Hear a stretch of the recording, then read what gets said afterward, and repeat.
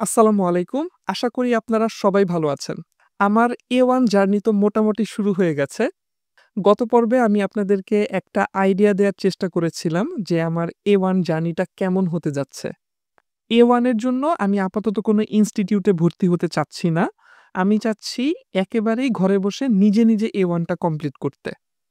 সেক্ষেত্রে আমি কিছু অনলাইন রিসোর্স ফলো করব। আর এই পর্বে আমি আপনাদের সাথে শেয়ার করব আমি কোন, কোন অনলাইন রিসোর্স ফলো করতে যাচ্ছি। অর্থাৎ আমার এই A1 জার্নিতে আমি কোন, কোন প্ল্যাটফর্মের সাহায্য নিব। প্রথমেই যেই ওয়েবসাইটটার কথা বলব সেটা হচ্ছে DW লার্ন জার্মান। যারা ইতিমধ্যে জার্মান ল্যাঙ্গুয়েজ শিখেছে বা শেখা শুরু করেছে, তারা সবাই মোটামুটি এই ওয়েবসাইটটাকে চেনে এবং অনেকের মতে এই ওয়েবসাইটটা জার্মান শেখার জন্য বেস্ট একটা প্ল্যাটফর্ম। তাই আমার A1 জার্নিতে আমি এই ওয়েবসাইটটাকে মেইনলি ফোকাস করব। শুধুমাত্র A1 জার্নিতে না, পুরো ল্যাঙ্গুয়েজ জার্নিতেই আমি এই ওয়েবসাইটটাকে ফলো করব ইনশাল্লাহ। এই ওয়েবসাইটটাকে ব্যবহার করে আমরা কিভাবে জার্মান শিখতে পারি, কিভাবে আমরা লেসনগুলো কমপ্লিট করতে পারি, সেটা নিয়ে আমি একটা আলাদা ভিডিও তৈরি করব ইনশাল্লাহ। DW লার্ন জার্মানের পাশাপাশি আমি কিছু ইউটিউব চ্যানেল ফলো করব। তার মধ্যে একটা হচ্ছে লার্ন জার্মান উইথ আনিয়া। এই চ্যানেলের ভিডিওগুলো আমার কাছে মোটামুটি ভালো লেগেছে। আনিয়া নামের যিনি জার্মান শেখায়, তার শেখানোর ধরন আমার কাছে পছন্দ হয়েছে। আরেকটা ইউটিউব চ্যানেল ফলো করব সেটা হচ্ছে লার্ন জার্মান। এছাড়াও আরো অনেক ইউটিউব চ্যানেল আছে। আপনারা চাইলে ঘাটাঘাটি করে দেখতে পারেন আপনাদের কাছে কোনটা ভালো লাগে। আমার কাছে এই ২ টাই ভালো লেগেছে। একটা হচ্ছে লার্ন জার্মান উইথ আনিয়া, আরেকটা হচ্ছে লার্ন জার্মান। তাছাড়া বাংলায় কিছু চ্যানেল আছে। তার মধ্যে একটার কথা আমি বলতে পারি সেটা হচ্ছে লার্ন জার্মান উইথ কেকেএস। আপনারা চাইলে ওই চ্যানেলটাও ফলো করতে পারেন। ইউটিউব চ্যানেলের পর আমি একটা ওয়েবসাইট দেখাবো সেটা হচ্ছে dict.cc। এটা মূলত প্রোনাউন্সিয়েশন চেক করার জন্য ব্যবহার করব। ধরুন আমি একটা নতুন শব্দ শিখলাম। এখন এই শব্দটা জার্মানরা কিভাবে উচ্চারণ করে সেটা আমি জানি না। সেটা জানতে চাচ্ছি। আর তখনই আমি এখানে আসতে পারি। এসে ওই শব্দটা লিখে এখানে সার্চ করতে পারি। তো আমি নতুন একটা শব্দ শিখেছি সেটা হচ্ছে ভাসা। ভাসা মানে হচ্ছে পানি।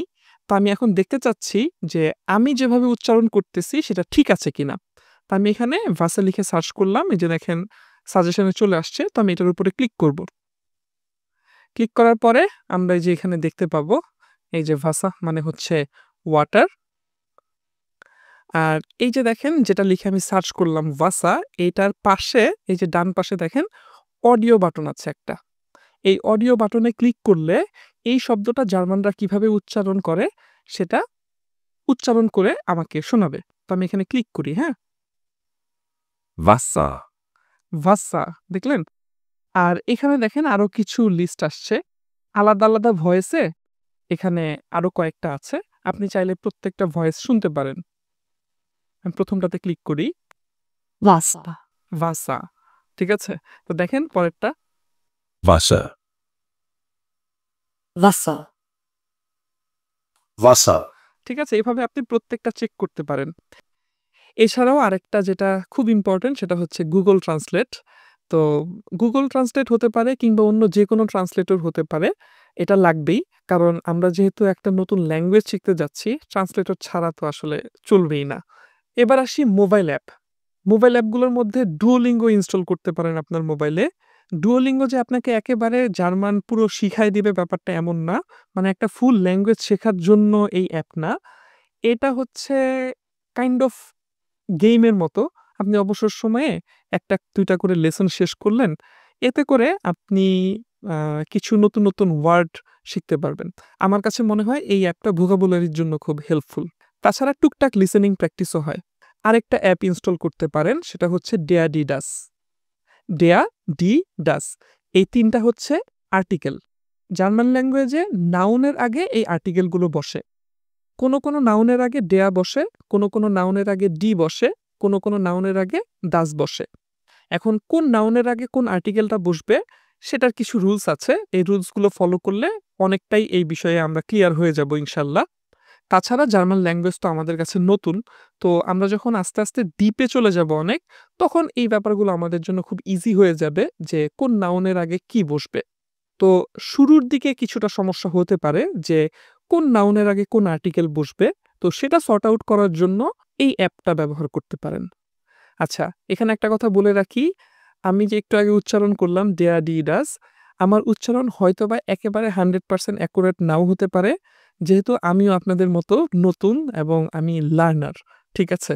এবং আমি আপনাদের সাথে জাস্ট আমার লার্নিং জার্নিটা শেয়ার করছি। তো আমার অনেক উচ্চারণই ভুল হবে বা হতে পারে। আপনারা যদি সেটা সঠিক উচ্চারণ জানেন বা বুঝেন বা আমার যদি কোথাও কোনো ভুল খুঁজে পান অবশ্যই কমেন্ট করে জানাবেন।